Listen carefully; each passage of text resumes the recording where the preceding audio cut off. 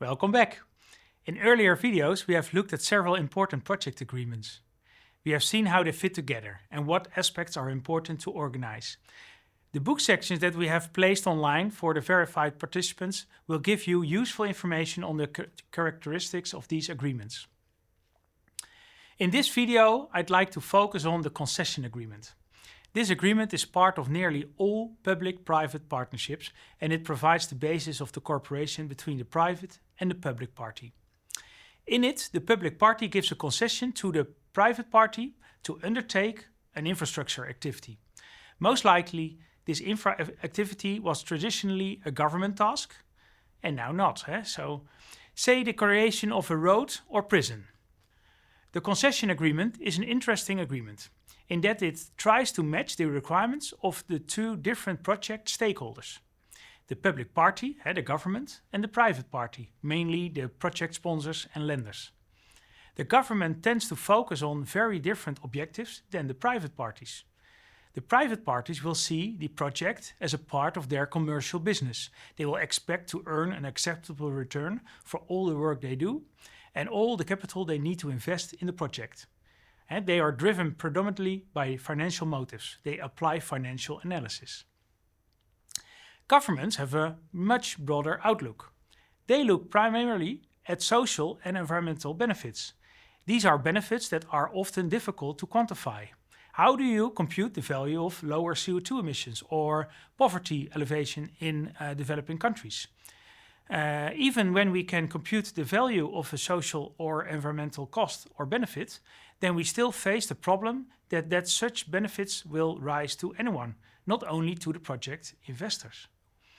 Then financial investors will all but ignore these benefits. Why would they invest if everybody else benefits for free? The circles in this slide show how social and environmental benefits can occur in the two outer circles. In the outer circle, we find benefits, of which the value cannot be quantified. An example is poverty alleviation. The middle circle for benefits that can be quantified.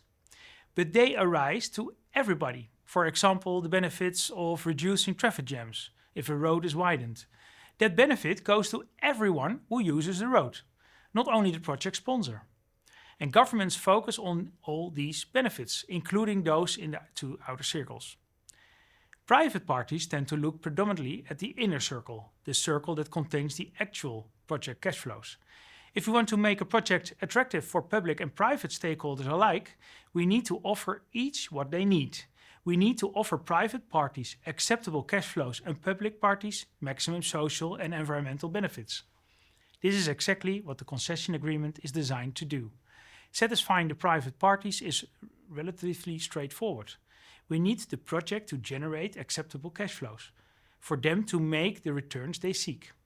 Satisfying the public stakeholders and maximizing the social and environmental benefits is trickier to achieve. When it has released its concession, the government needs to leave the project to be run by the private parties. They are the ones who need to strive towards maximum social and environmental benefits, even when they are not naturally motivated to do so. Let me give you an example. If a PPP road needs to be closed for maintenance, the public party prefers that to be done at night when disruption of traffic is low. On the other hand, the private party prefers not to have at work at night. They will have cost overtime for road workers. Here's another example. A private party consortium builds a ministry building. The government will be the tenant and it will pay rent for a long period. This rent is the project revenue. The government wants the building to be equipped with low emission LED lighting and other measures to reduce power consumption and CO2 emissions. But installing this is more expensive for the private party. It will increase the project cost and reduces its financial return. So how do we give the private party or parties a motivation to strive to maximum social and environmental benefits? Stop the video a moment to think about it.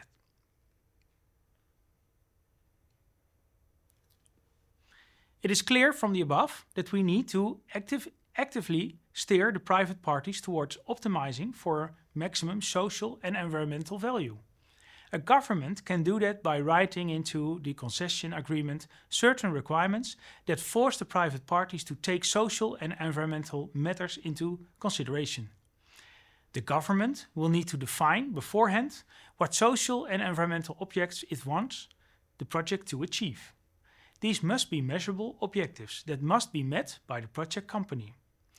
Only private parties who can deliver these objectives will be entitled to a concession. When different companies tender for the concession, the governments need to define appropriate selection criteria. These selection criteria should include social and environmental ones, not only financial criteria. Then the government can weigh the best tendering party according to its full ambitions. The common term for this is most economically advantaged tender and is nowadays the standard in public procurement. This method allows different solutions for ambitious topics where the government has less knowledge on the method and the relevant financial costs. An example could be the request for a sustainability plan on specific materials, or could be the description of the execution methods that have less impact on the flora and fauna or stakeholders living nearby. Thereafter, there needs to be an ongoing assessment of the project's success to make sure that the project company delivers on all that it's promised. In all the three circles, not only the financial objectives.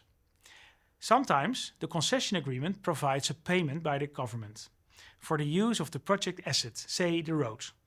That opens the possibility of a fee incentive. The project company will want to maximize the concession fee it receives. The level of the concession fee may be set to depend on achieving social and environmental objectives. If the road PPP can conduct maintenance with minimum road disruption, the project company may get a free bonus. If energy consumption of the ministry building is below an agreed threshold, the rent may increase. Or the reverse. If energy consumption is higher than acceptable, then the rent for the project company is reduced.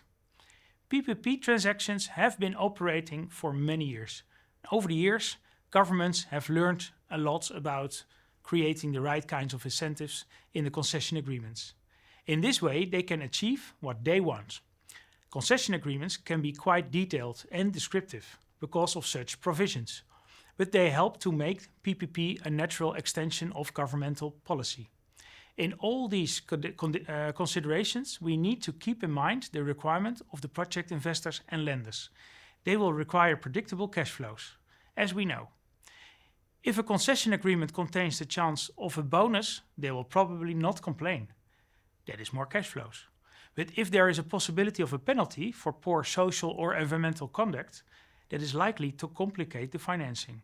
So the chances are that the project lenders will assume the worst. They will assume a maximum penalty or lowest fee income. And then they will check if the project loan can still be repaid, for example. They will look if, in such circumstances, the DSCR is still comfortable above the minimum threshold defined in the financial or facilities agreement. That's all I wanted to say about concession agreement. You can read more about these various existing alternatives in the course book.